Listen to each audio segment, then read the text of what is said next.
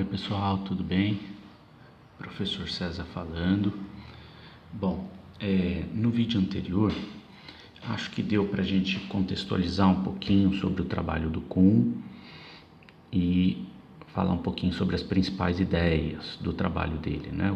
Acho que deu para entender um pouco o coração do livro dele, né? Acho que ficou faltando a gente fazer algumas considerações, né? Trazer algumas ideias acessórias do trabalho dele, falar um pouquinho de desdobramentos, fazer alguns breves comentários, então trazer algumas coisas para complementar, né? Eu não sei se vocês perceberam, mas o tio usou uma estratégia para que vocês pudessem entender um pouquinho as ideias de Kuhn. Qual foi a estratégia? Eu coloquei um fragmento do texto original, né, porque afinal de contas o livro, A Estrutura das Revoluções Científicas, que é um grande clássico do século XX, ele tem quase 300 páginas, né? Então não dava para ler numa semana. Então peguei um fragmento desse texto. Acho que é importante você ter acesso ao original, ler as ideias originais, né? Ler o trabalho original do pensador, né? E também coloquei lá um outro texto que é uma fonte secundária, né? E eu peguei justamente um trecho dessa fonte secundária para você. É um trecho que traz um resumão das ideias de Kuhn, né? Então acho que ficou muito claro, né? Com a leitura do original do Kuhn, só de um fragmento, juntamente com a leitura da fonte secundária, que traz um resumão, um apanhado das ideias de Kuhn, e com as aulas, né, a explicação do professor, acho que dá para ter uma ideia da importância do trabalho do Kuhn, né? Que esse trabalho mostra para a gente como é que é o desenvolvimento da ciência em termos de modelos explicativos, certo? Então vamos falar um pouquinho agora, trazer alguns breves comentários e falar um pouquinho sobre o filme que vocês vão assistir daqui a pouco, que é a próxima atividade, ok? Vamos para a folhinha então. Vem contigo que você passa de ano. Então vamos para o item 3, né? Item 3.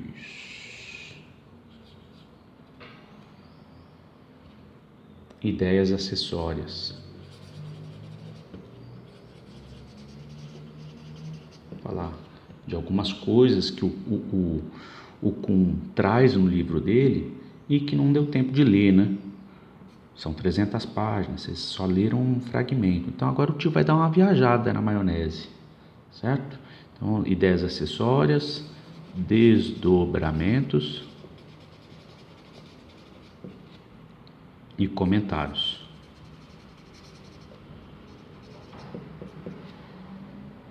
Certo?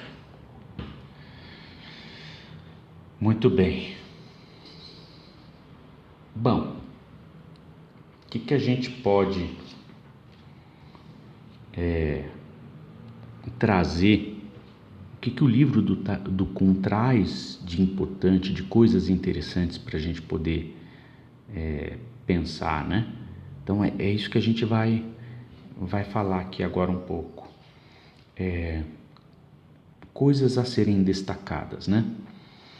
O Kuhn é uma ideia muito interessante que está no livro dele, não está lá na parte principal das ideias do livro, mas está no livro, né?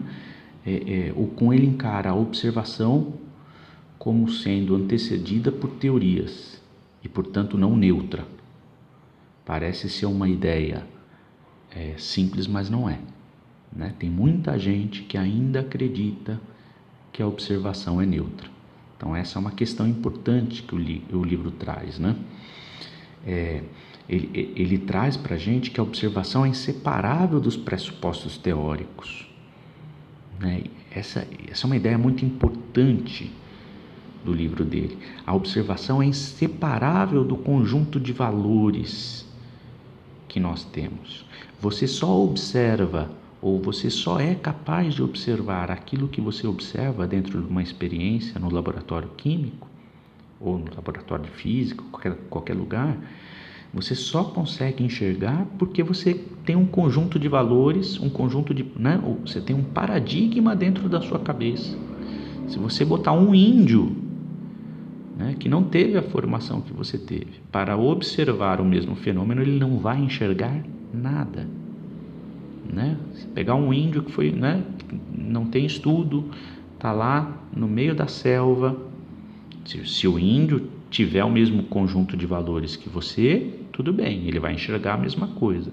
Se ele está lá no meio da selva e ele não tem o mesmo conjunto de valores, não partilha do mesmo conjunto de valores, ele não vai enxergar, tá? O Kuhn reconhece o caráter construtivo, inventivo e, portanto, não definitivo do conhecimento. O trabalho dele mostra para a gente que a ciência tem um caráter construtivo, inventivo, portanto, e não definitivo, Isso mostra, essa dinâmica mostra isso para a gente. Você vai trocando o conjunto de valores que explica a realidade. Portanto, o conhecimento científico não é definitivo na visão de Kuhn, Mas se eu chegar lá em cima, aí vai ser definitivo? Não sei. Não vou responder nada agora. Você vai ficar curioso. E aí, o Kuhn também no livro, ele coloca muitas coisas interessantes, do tipo: a rigidez da ciência normal é a condição para o progresso da ciência. Então, aqui, no período de ciência normal, o Kuhn ele fala que é um período muito rígido, onde as pessoas cumprem protocolos,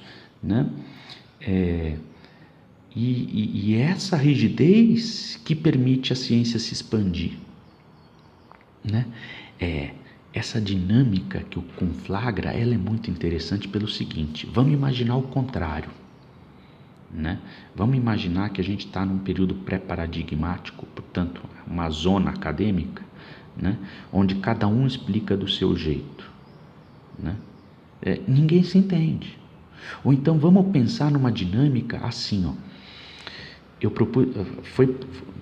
tem um paradigma vigente, E aí um camarada vem com uma ideia melhor para explicar, um conjunto de valores melhor do que o meu. Se eu imediatamente troco esse paradigma vigente por um outro que supostamente é melhor, eu não dou tempo para que esse conjunto de valores mostre verdadeiramente a sua força. Então, o Kuhn, no trabalho dele, ele mostra um pouco disso. A ciência normal, ela meio que se blinda, ela é avessa à novidade, Ela se blinda contra ideias supostamente melhores. Essa é uma dinâmica muito interessante da ciência, quando a gente pensa a ciência como um corpo, um ser social, Existe um paradigma vigente. Não pense você que vem com uma ideia, que tem uma ideia melhor do que a atual, que todos vão aceitar imediatamente. Não funciona dessa forma. Para que eu vou trocar o meu paradigma vigente, que está funcionando, que tem lá as suas anomalias, mas que está funcionando, está produzindo vacina, está produzindo remédio, está produzindo está produzindo coisas para o bem-estar social de modo geral? Para que eu vou trocar? O time que está ganhando não se mexe, não é essa a regra? Muito bem, para que eu vou trocar o que está ganhando por uma outra situação em que eu não sei onde vai dar, Então essa é uma coisa muito interessante que o Kuhn aponta na dinâmica da troca do paradigma, Uma certa rigidez, uma certa aversão à novidade, uma certa aversão à crítica. Nesse sentido, o Kuhn ele fala um pouco sobre ciência dogmática, né? A gente tem aversão à crítica. Meu paradigma está funcionando, eu não vou mexer nele, né? E aí ele comenta, né, de alguma maneira, que é precisamente o abandono do discurso crítico que assinala a transição para uma ciência, né? Veja bem, quando eu tenho um sistema, né, quando eu tenho um período pré-paradigmático, onde cada escola, cada país, cada região explica os mesmos fenômenos de forma diferente, por quê? Porque eles são pessoas críticas e que têm um modo muito particular de pensar a natureza, né? Quando eu tenho essa situação, eu tenho uma situação de zona, completa bagunça acadêmica. Quando eu sistematizo, né, e falo, olha gente, a partir de hoje é uma coisa só que está valendo, é isso aqui ó, que está valendo, né? O resto não importa mais, né? Então eu fecho, eu não abro mais espaço para crítica, né? As regras do jogo estão postas, serão essas. O conjunto de valores que a gente vai colocar dentro das universidades e tudo mais são esses.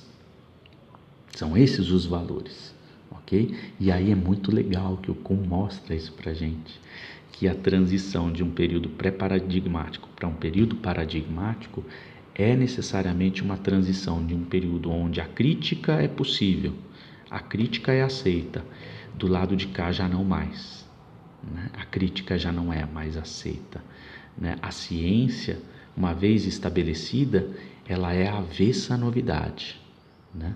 Essa é a dinâmica do funcionamento científico. Olha só que legal, gente. Aí ele comenta no livro, né, que somente quando os cientistas estão livres de analisar criticamente seus fundamentos teóricos, conceituais, metodológicos, instrumentais que utilizam, é que podem se concentrar esforços nos problemas de pesquisa enfrentados por sua área, né? Então, é mais ou menos o que a gente faz dentro da sala de aula, né? A gente não analisa criticamente por que a água é H2O. Ninguém nunca pergunta disso. O professor simplesmente explica que é H2O porque tem 2 hidrogênios e um oxigênio na sua formação. Pronto. Ninguém avança nisso, né?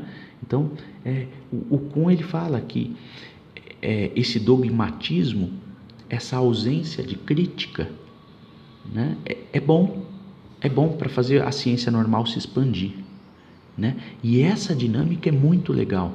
A dinâmica de troca o paradigma por uma ideia nova a todo momento não permite que a ciência consiga se expandir, mostrar sua força. Ele fala isso no livro, né?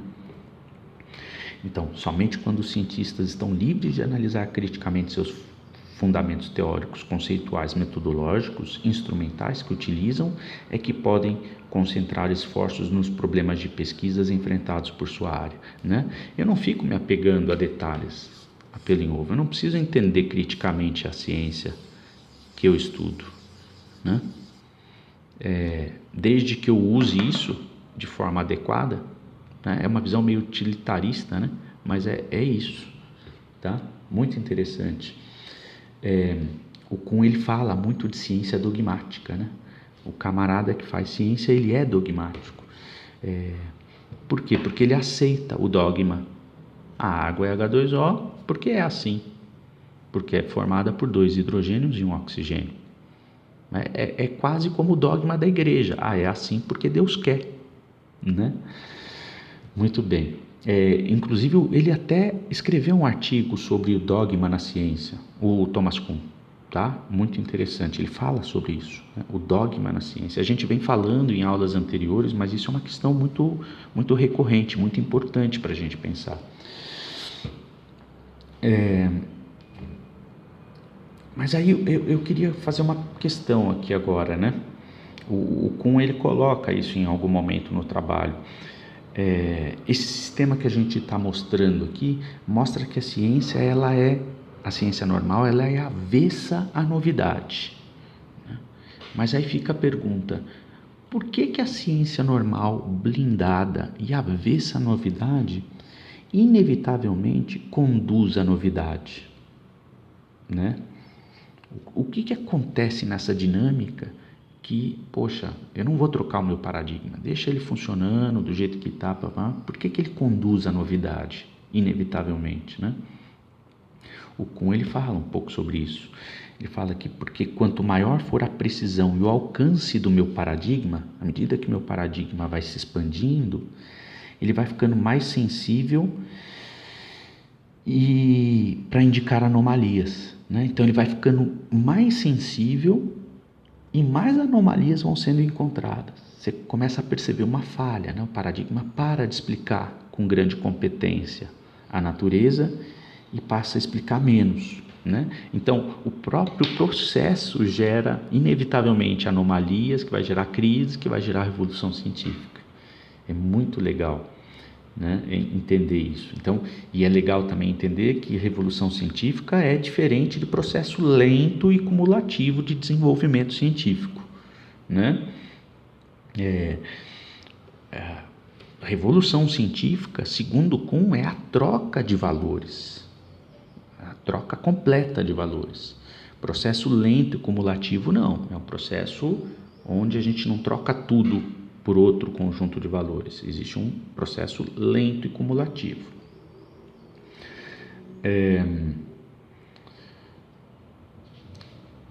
O que mais que a gente pode comentar sobre o trabalho do Kuhn, né? Tem uma questão que eu acho que é importante a gente comentar. Em algum momento do livro ele reflete um pouco sobre como é que surge um novo paradigma, né? Como é que surge um novo paradigma? E aí, para o Kuhn, o paradigma ele surge no meio da noite, né? Na mente de um homem profundamente imerso na crise. A maneira como o indivíduo inventa uma nova forma de ordenar, interpretar os dados, é uma questão não investigável, segundo Kuhn, né? Então, é curioso isso. Como é que o camarada consegue inventar, né, uma nova forma de interpretar os dados, né, de ordenar os dados, de interpretar a natureza, né? Como é que surge um novo conjunto de valores para a gente interpretar a natureza? Isso é muito legal de pensar, né? E para o Kuhn acontece no meio da noite, né? Acontece normalmente vamos dizer assim, na mente de um homem que está profundamente imerso na crise, que está entendendo o que está acontecendo. E aí é muito legal de entender que para o Kuhn, geralmente as pessoas que são capazes de pensar de maneira diferente são pessoas que são normalmente jovens ou novos na área da crise, né? Não necessariamente jovens de idade, mas novos na área. Então pode ser, por exemplo, uma pessoa inventou uma outra maneira de entender a química. Se você for olhar essa pessoa, a contribuição que ela trouxe para a química, se você for olhar, essa pessoa pode ter 60 anos de idade, 80 anos de idade, mas de repente ela está na química há 10 anos ou menos, né? É isso que o Kuhn fala, né? Normalmente, pessoas que trazem novas formas de pensar para uma área são pessoas não muito comprometidas com aquela área, né? Portanto, não tem uma visão muito cristalizada, muito fixa, muito rígida, né? E é muito legal quando a gente olha para o trabalho do Dalton, que o tio mostrou para vocês, né? O Dalton não era químico, né? Ele interpretou a natureza da matéria por meio de átomos porque ele não tinha absolutamente nenhum compromisso com a química. Aquilo era um absurdo para a química na época, né? Pensar a natureza da matéria como sendo constituída por átomos era um grande absurdo. Nenhum químico tinha coragem de fazer aquilo que o Dalton fez. E ele fez. Por quê? Porque ele não tinha compromisso com a área. Ele não estava com a sua mente amarrada a um conjunto de valores. Ele pensou fora da casinha, né? Pensou fora da caixinha, né? Então isso é muito legal de entender. O Kuhn mostra um pouco isso pra gente. Então ele fala que geralmente pessoas que trazem à tona novos paradigmas são jovens ou novos na área em crise, ou seja, menos comprometido com o velho paradigma. E aí outra coisa muito legal que o Kuhn traz no livro é que ele fala que a natureza do argumento científico envolve a persuasão e não a prova. E, portanto, não necessariamente a racionalidade está envolvida no processo de mudança na ciência, gente. Nós veremos isso de perto posteriormente, tá? Em uma atividade. Mas é uma bomba, né? Olha só, porque a gente imagina que a gente vai trocar um paradigma por outro, porque o outro necessariamente é melhor, racionalmente falando, né? E o Kuhn, ele vem mostrar pra gente que não. Existem outros aspectos envolvidos, não necessariamente a prova científica, tá? Isso é uma grande bomba, né? Então, o que a gente está pensando aqui agora, né? A transição de um paradigma para o outro, né? Houve uma transição por meio da razão, né? Então a gente transitou daqui para cá porque esse é melhor, né? E o Kuhn fala que nem sempre isso acontece, tá? E aí o Kuhn também fala uma coisa muito interessante, né? Que é muito legal de entender. Ele fala assim: o cientista que abraça um novo paradigma precisa ter fé. Fé na sua capacidade de resolver os grandes problemas. Porque, olha, imagina, vamos tentar imaginar. Você está dentro de um paradigma que funciona direitinho, está produzindo novas coisas, E aí, o cientista está aqui dentro, está dentro de um barco, né? Então, para ele sair desse barco e pular para o outro barco, o Kuhn fala, é um ato de fé. Por quê? Porque a gente não sabe no que vai dar esse novo conjunto de valores, né? Então, é um ato de fé. É muito legal entender isso, tá? E aí ele fala de critérios, né? Critérios para a escolha de um novo paradigma. Quais são os critérios que a gente utiliza para sair desse barco e pular para o outro, né? Então, ele fala que tem alguns. Normalmente são precisão, consistência, né? Então esse novo barco, esse novo paradigma é mais preciso, é mais consistente. Simplicidade é outro critério. Amplitude de aplicação e fecundidade, né? Razões estéticas, emocionais, políticas e religiosas, gente. É muito louco isso, né?